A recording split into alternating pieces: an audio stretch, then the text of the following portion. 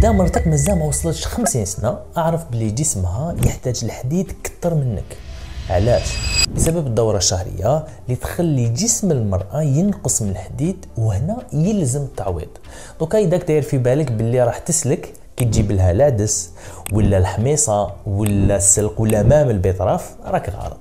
هما صح فيهم شويه حديد، بصح الامتصاص تاعو ضعيف بزاف، 3% اذا ستو عصره تاع قارص هكذاك حيطلع حتى ل 10% ويبقى ناقص. شغل زعما راك تعمر في باسينه بالماء والباسينه هذه متقوبه، دونك اشاك فوا لازم تزيد. دونك اكتب معايا: الحوت فيه الحديد، اللحم فيه الحديد والامتصاص عالي، الكبده فيها كتر والامتصاص عالي.